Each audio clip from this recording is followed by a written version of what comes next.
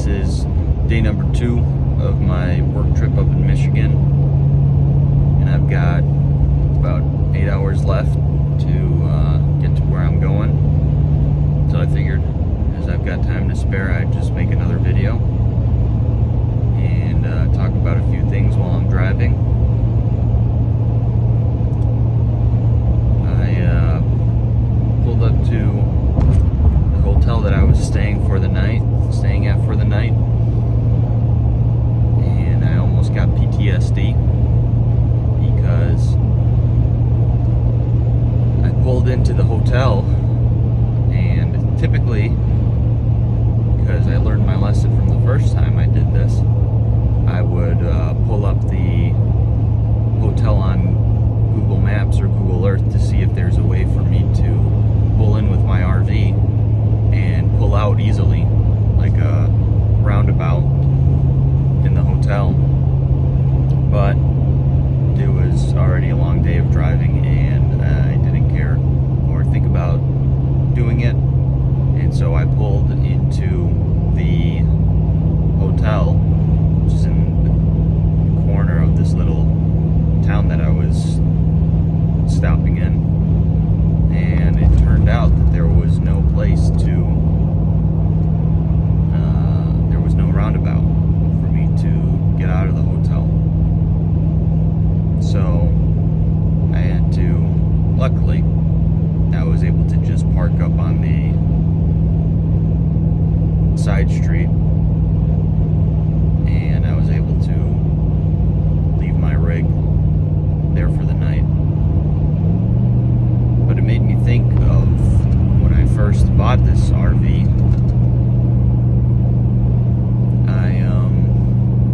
It was probably 3 years ago,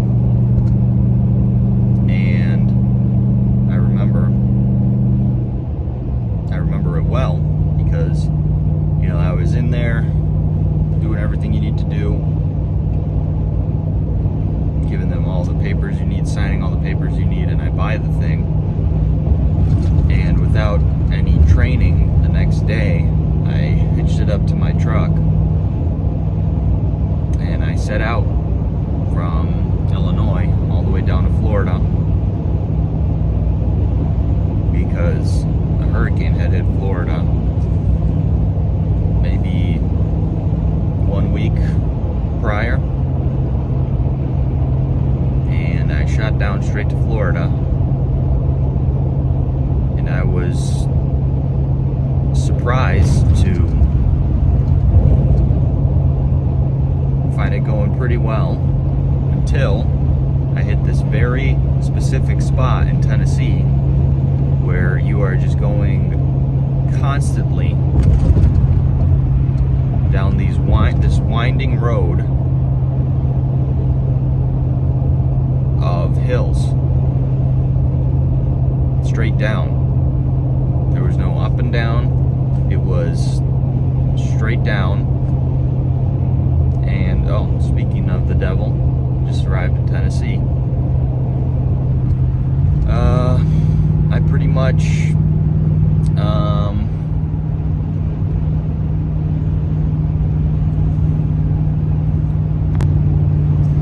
sorry, I had to cut out the video there, just had to make sure I was going to the right place on my GPS.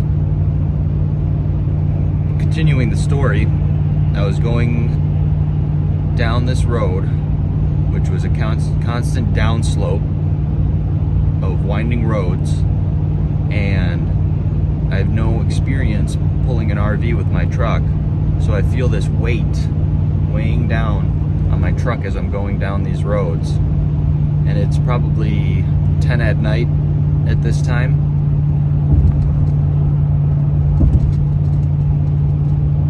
So I'm freaking out.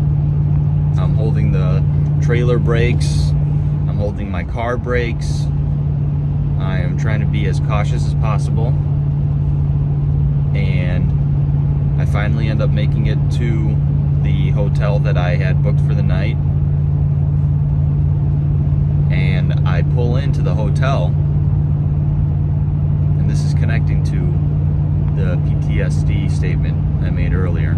You know, I'm exaggerating a little bit, but I pull into the hotel, and I pull in like this and like that. So I pull into the back, and there's an area of ample space for me to store my RV, but there's no way to exit out. Driving straight, I mean. So I get out of my truck, and as what just happened settles in, I realize that I'm gonna have to back this thing out next morning. And I was not happy about that, to say the least. So I probably stand there for 30 minutes wondering what I'm gonna do. I think I tried a few times, maybe once or twice, to back it out the night that I got there, but I gave up and I went to bed. And when I woke up, I was faced with the fact that I'm gonna have to back this thing out of the situation that I got myself into. And so it begins. It probably took me 2 hours learning how to back it out, backing up, getting out of my truck, backing up, getting out of my truck, backing up, pulling forward, getting out of my truck, looking if I'm clear. And I do finally get out. So this time it wasn't that bad, but that will always remain with me as a lesson to check exactly where I'm going when whenever I book a hotel. Anyway, I'm headed up to Michigan, like I've been saying. Got a good place lined up to park my RV, a nice campground. Looking forward to that. I ordered a new pair of glasses. Blue light glasses. That'll help with work, because I kind of sit in front of my computer for half of the time that I'm working, half of the day, when I'm not climbing up on roofs and stuff like that. And yeah, I'm looking forward to it. I got some more claims last night. Looks like I'll probably be there for a good period of time, which I'm excited about, because I didn't have there really was not much of any work last year, and this year is turning out to be better already. Much earlier in the season for work. Things usually pick up around like April or May, but by God's providence, I guess, I've been allowed to have an opportunity at work a little bit earlier, and I'm happy about that.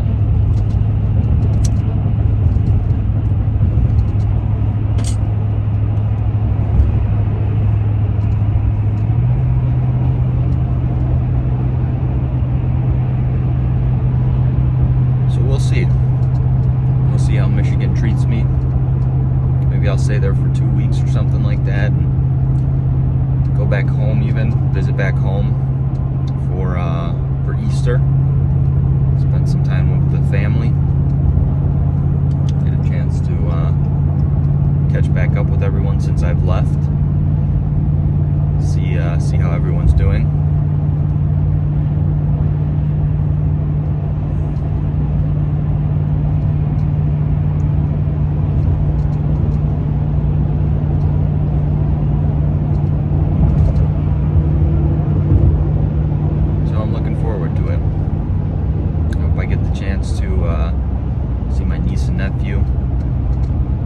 I will. See my brother.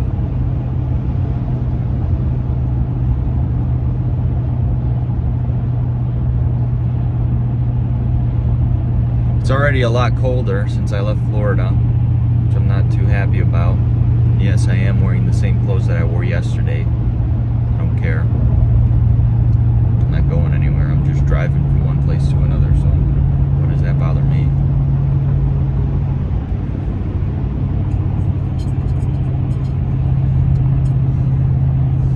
listening to all kinds of music, some podcasts, some Willie Nelson, Johnny Cash,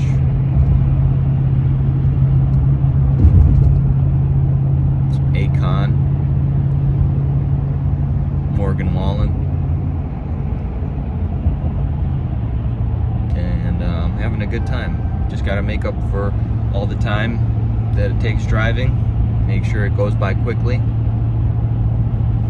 As I've gotten used to driving, I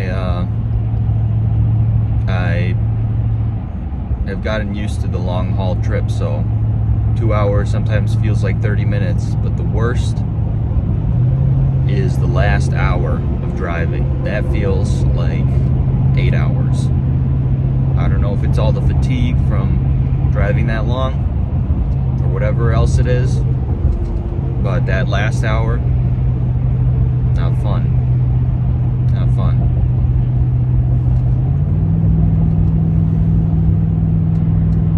I'm just looking forward to getting my RV set up, putting my feet up for the night. I've got to make a bunch of phone calls, like 30 phone calls to schedule a bunch of inspections and stuff like that, and get the ball rolling. Be able to knock these claims down so I can get back home and get that paycheck.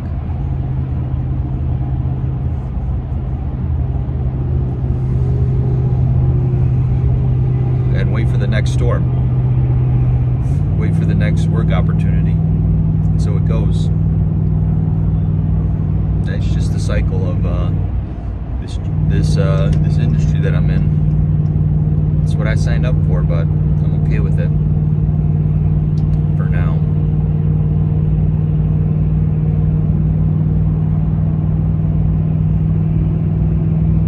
I don't know. I've been thinking of I thought for a long time I want to expand into other areas,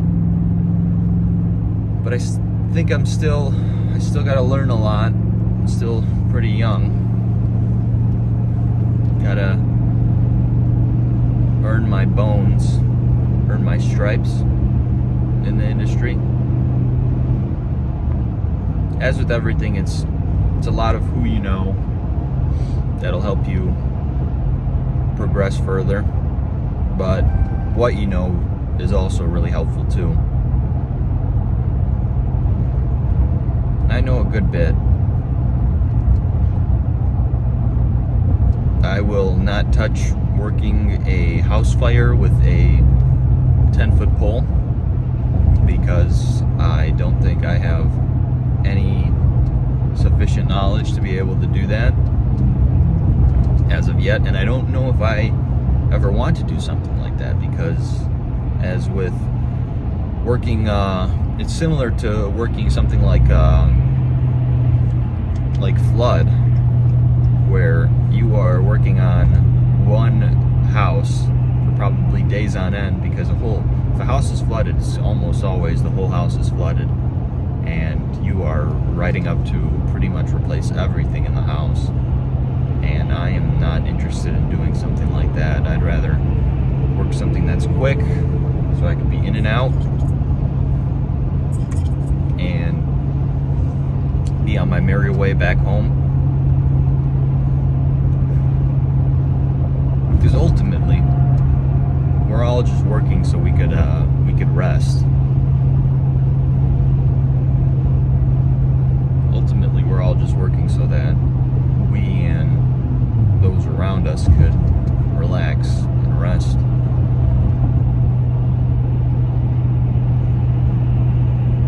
Unless you're like a workaholic and you just love that stuff and you just work like all day, every day, which I have done before. And I've learned that I'd rather have it the other way. Leisure time is good, not too much, but you gotta take some time to just relax and decompress for a bit. Allow yourself to chill out. Don't let the work consume you.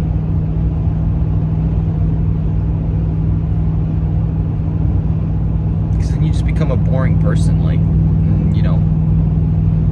who do you talk to that you talk about work with who's excited to talk about work?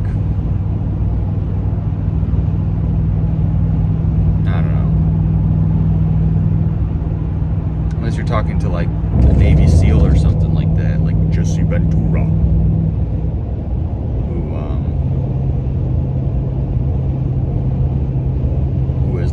who has lived like multiple movies in his life, then maybe that guy's interested in talking to you about his work.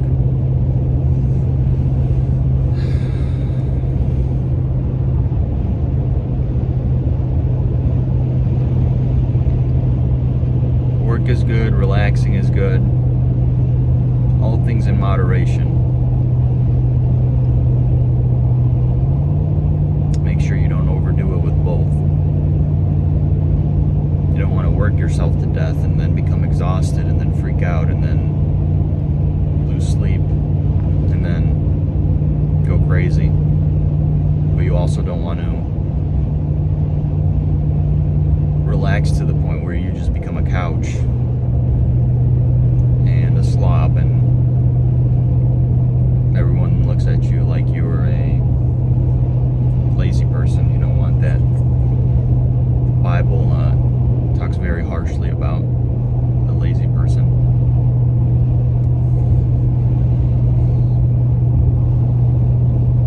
In fact, I don't think the Bible really says anything about a person who works too much.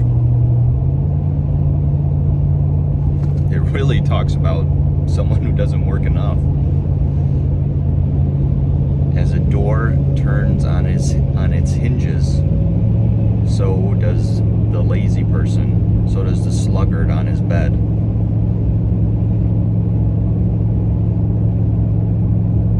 He doesn't leave his house because he says that there's a lion on the streets. Comes up with any excuse not to work. And then, well,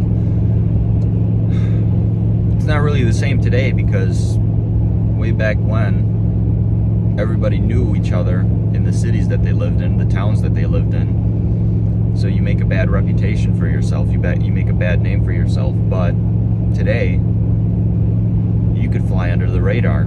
You could live in a town and nobody could know you. So you could do whatever you want. But back then, everybody knew each other. And that's mostly because everybody went to the same church with each other.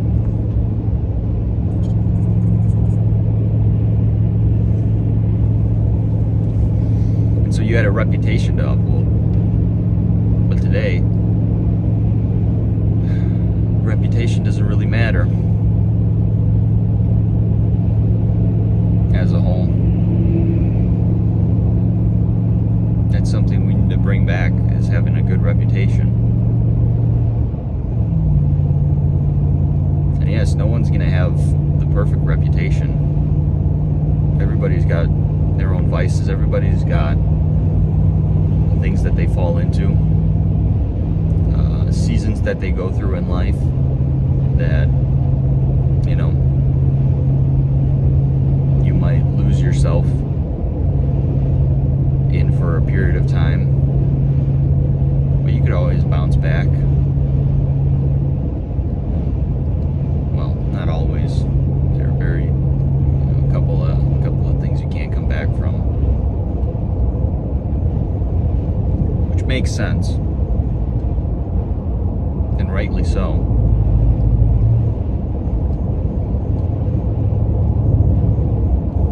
But most of the time, you could come back from most things.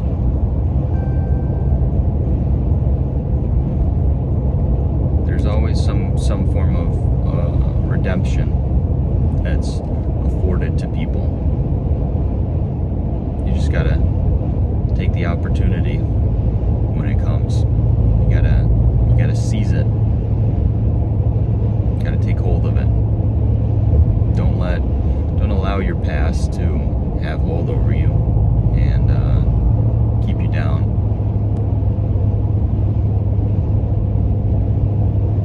Because nobody's got a perfect life. Nobody's got a perfect family life. Nobody's got a perfect, and if someone looks like they have a perfect life,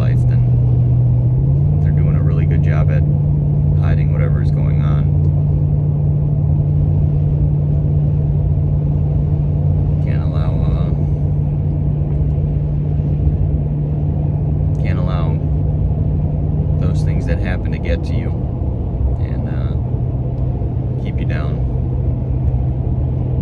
You gotta rise up through it and allow yourself to grow. And growing isn't comfortable.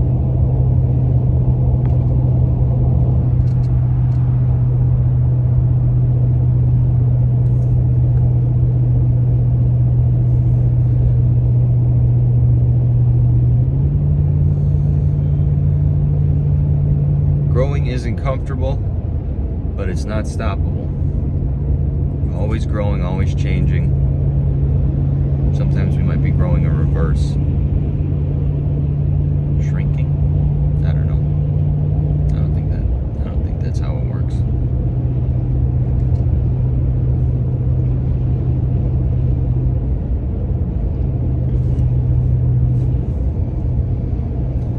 But I'm just passing through Tennessee right now. Beautiful state. I think one day I want to, I don't know if in Tennessee or somewhere else, want to buy a nice little cabin that I could go out to as a retreat. Like Ron Swanson. Grow out a thick beard, if possible. Just chop up some wood and chill out for a bit.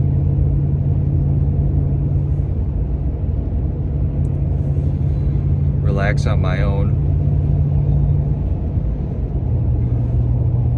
Do my own thing.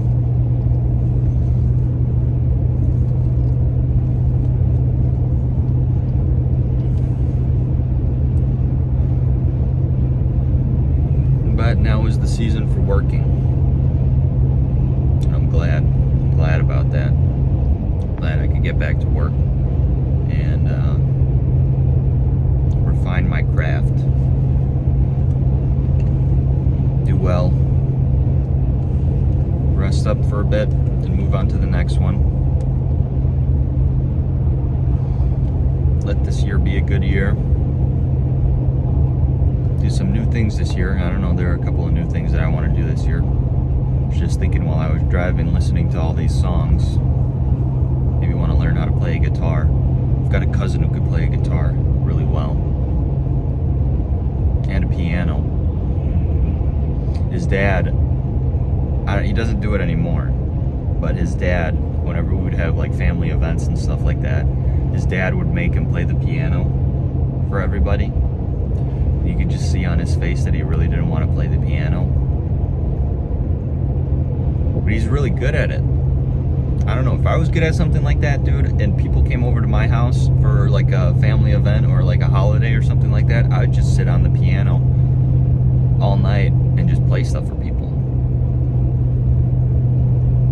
Sometimes it's better than talking to people. I don't know. Dude, if I knew how to play a piano, I would just be, I don't know, I would be like styling on people. Like someone is trying to have a conversation with me and I'd just start playing the piano.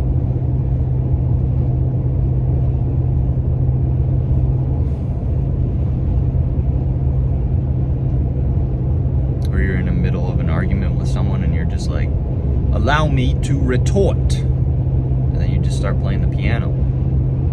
Bust it down on the piano. What are they going to say to that? They can't say anything. Can you play the piano? That's what I thought.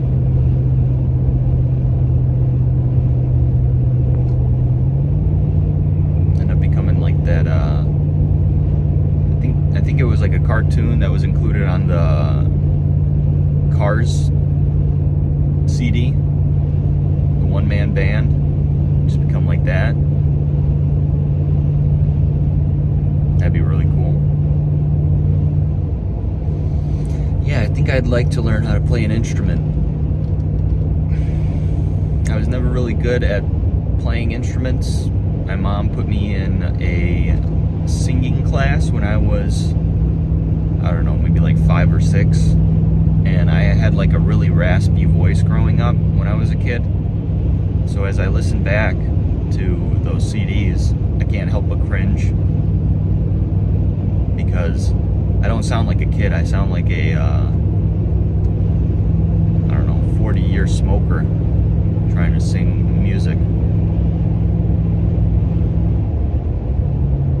Trying to sing songs. But I never really got into playing the piano or guitar or anything like that. I wasn't a band kid.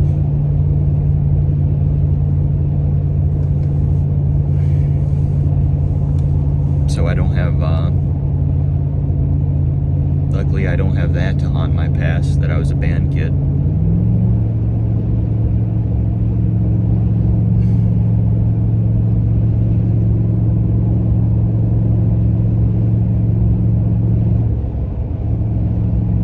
But it is pretty cool what people could do with a trumpet, or like what is that big one called? Not a saxophone, a tuba.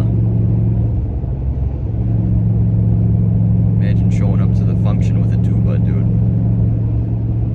What are they gonna say to you? They might make fun of you, but they don't know how to play the tuba.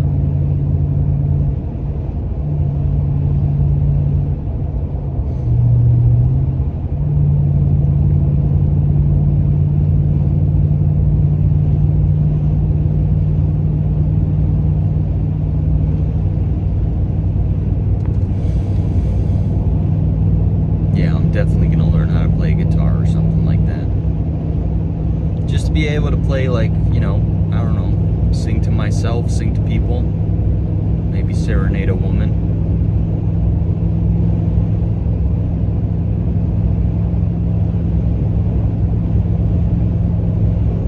Leave some people speechless.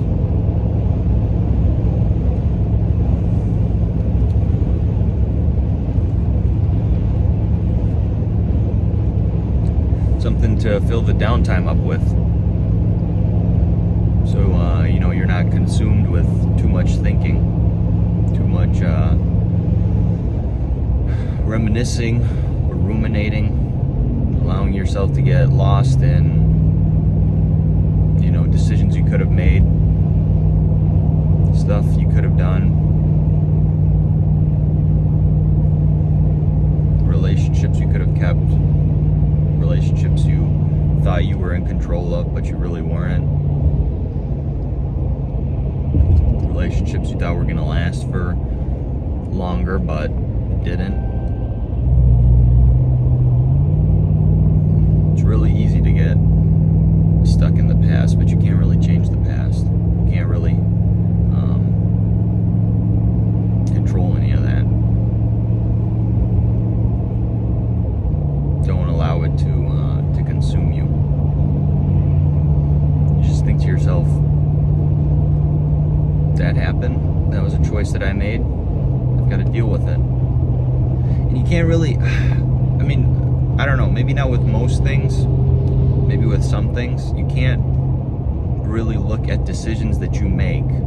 Okay, obviously if the decision is, I'm gonna rob this person and like stab him or something like that, that's a bad decision. That's a bad choice. But like, if it's something like, I'm going to buy a car, as long as you're not putting a note on it, getting into a payment that you can't afford, and it's like a used car that you could afford, you can't look at that as, that was a bad decision I made in the past. I shouldn't have done that. Most of the time, a decision is a decision, and what you do with it afterwards is what makes it good or bad. You can't think the origin of that decision is something bad in itself. Sometimes it's just a decision. There's no good or bad in that decision. It's what you do with it that makes it good or bad. It's how you handle it that makes it good or bad. If you buy that used car with the money that you saved up, and then, you know, breaks down, you weren't in control of that. That wasn't a bad decision. If you run it into a pole after a night of drinking, that's a bad decision. That's something you did. But the car breaking down isn't something you did.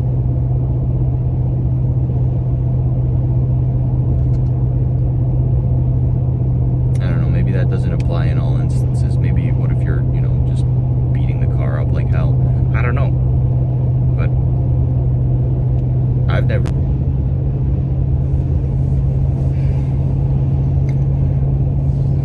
Video cut out again.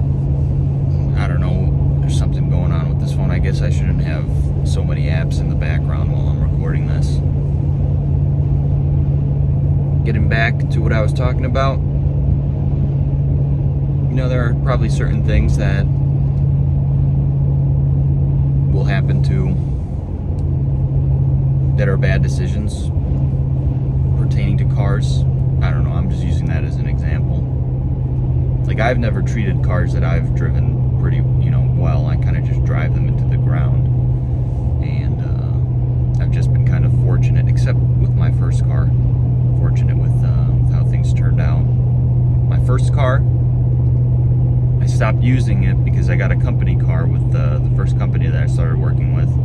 And it was a Volkswagen, Passat. Really nice car. Seat warmers and everything like that. Make your booty toasty.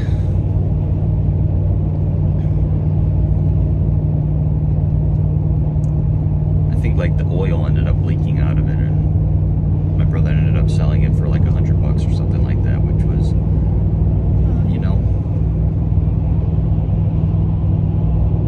could have been better. But my second car was a van, Chrysler Town and Country, that it was 2014. It served me really good until, while I was out in the middle of nowhere, Texas,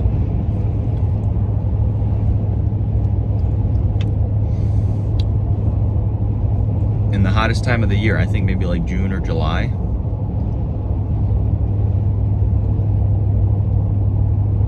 I think that's the hottest time of the year over there, where it was like over 100 degrees. The AC stopped working. So I was going out and inspecting roofs in 100-degree weather, getting back to a car that was not air conditioned properly.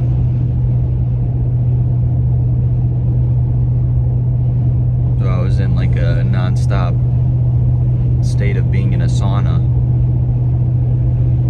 And eventually, I was supposed to give the car to my brother, but, I was letting them use it. But one day, out of nowhere, while it's parked up in the condo complex that my brother was living in at the time, someone steals it. And I was looking to sell it at the time. Lucky for me, I think I bought the thing for like $10,000. Lucky for me, it was, for what I was going to sell it for, it was like CarMax or whatever, CarMax was saying it was going to sell for at least $4,000. Bunch of scammers. Like every time, so you put it on there the first time, and then they give you a number, and then if you don't sell it within a certain period of time, they just lowball you. Like, what is that? It's so, I don't know. It's stupid. But when it got stolen, I called my insurance and let them know, and they said, if you don't get it back, if the police don't find it within 2 weeks, we'll just pay you out. And I ended up getting $6,500 for it. So I got a good deal. Someone got a car with no AC, and I got $6,500.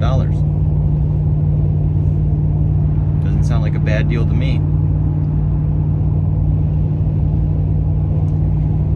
And then I got a truck.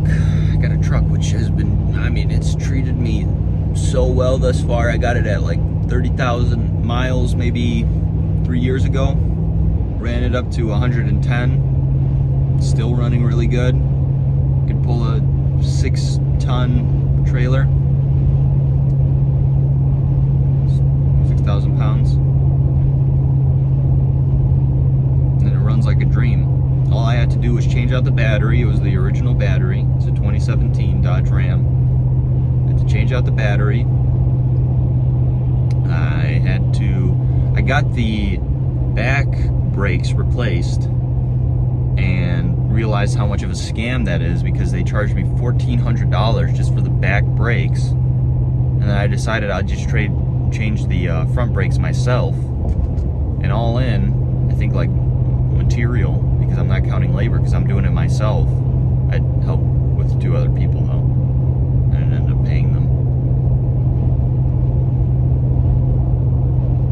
For material, it was probably like $600, $500. And I learned how to change brakes on my car. But they were the original brakes, and they were hard to get off, man. Like, I watched videos and these people would just hit the brake pads with the mallet and it would come off easy. Nope.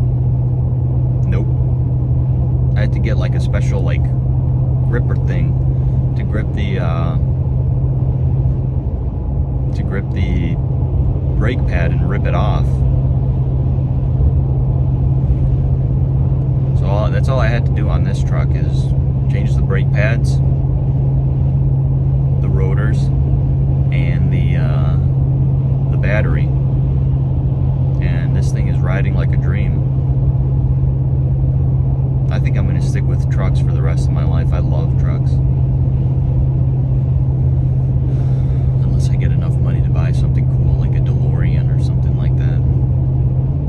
Like a really nice old vintage car.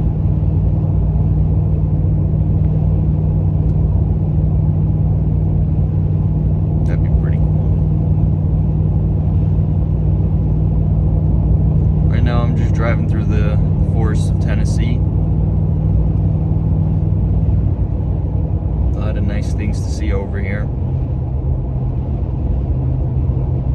Tennessee is a really beautiful state.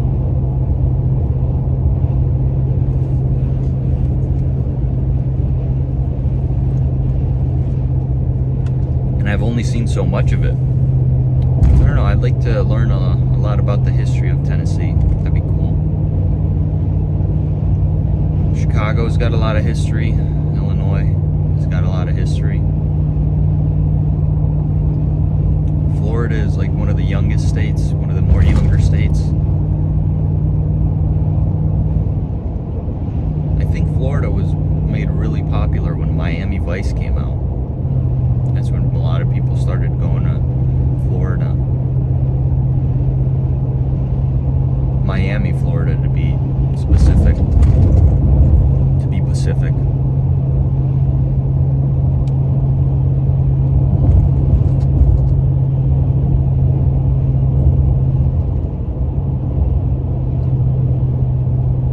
Tennessee is definitely one of the top 5 places I would choose to live. I did consider it for some time.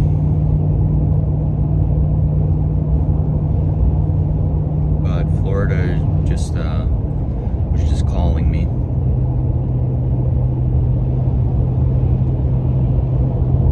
There's just something about Florida that makes it really attractive.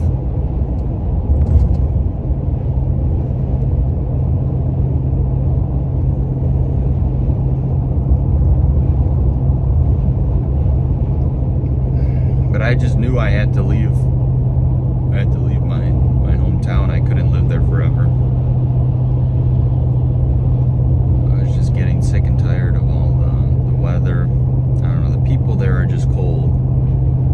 It's really not like other places in the Midwest. Chicago is like people are just cold and to themselves, and not welcoming to other people. Where like you go to the South and it's like people are super nice.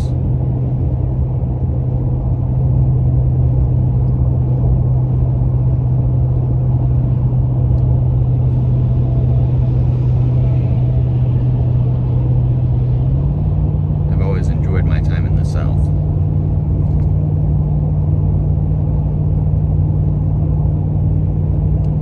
I guess before I end the video, before I end this documentation of my trip so far, I'll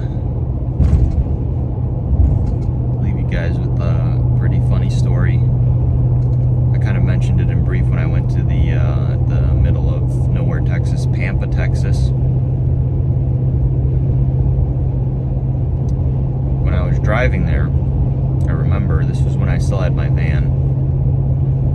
I remember talking to one of my work buddies and saying, hey man, it's looking like the weather is going to be pretty bad on the direct route that I'm taking to Pampa. And he was like, no man, don't worry about it, you could make it. So me being my naive self, I was like, oh yeah, I could make it. And I used to do long sprints of driving. Like I would drive the full 17 hours to get where I was going. I since will never do that ever again, because I learned my lesson. But basically, I'm driving, and I'm driving, and I get to the panhandle of Oklahoma, and it's like my, I don't know, 16th hour of driving. I've got 1 hour left of driving, and I haven't eaten anything all day. And to energize myself, I drank one of those like double shot of espresso cans that you get, Starbucks cans that you get at the gas station.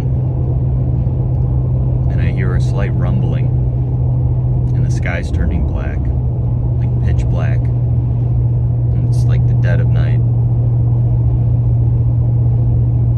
And I realize I'm in for a ride. And I buckle up. And as I'm driving, as I'm going, everyone else, no one is going the way I'm going. Everyone else is going the opposite way. And as I'm driving through, I hear thunder, I see lightning, and it starts raining heavy. And it's so bad. It's so bad. I'm in the middle of nowhere. The only thing I passed was an abandoned gas station in the middle of nowhere. And I've got 1 hour left to drive, and I'm driving straight into the storm.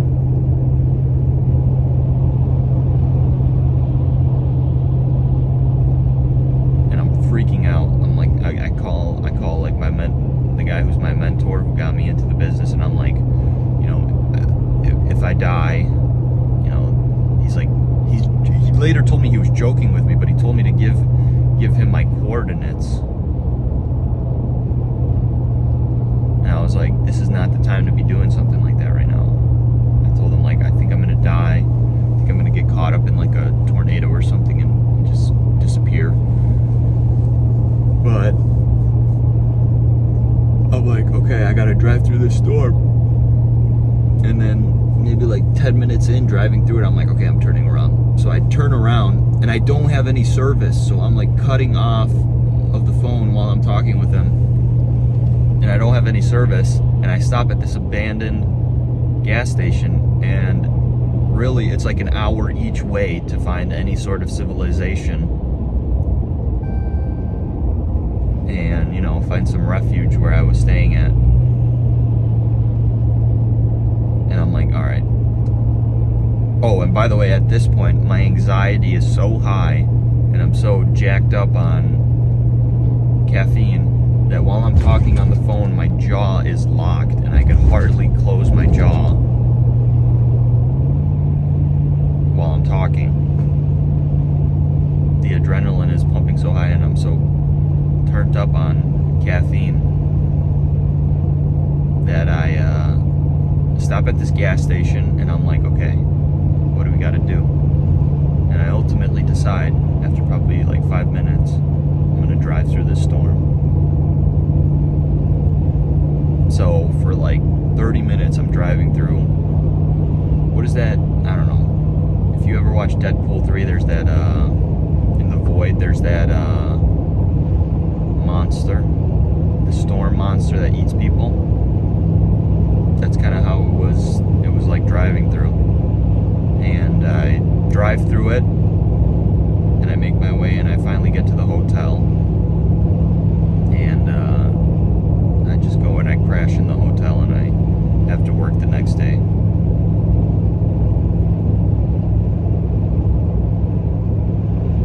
So that was a good time. Good time to look back on. Don't think I'll ever do something like that ever again. Not interested in doing something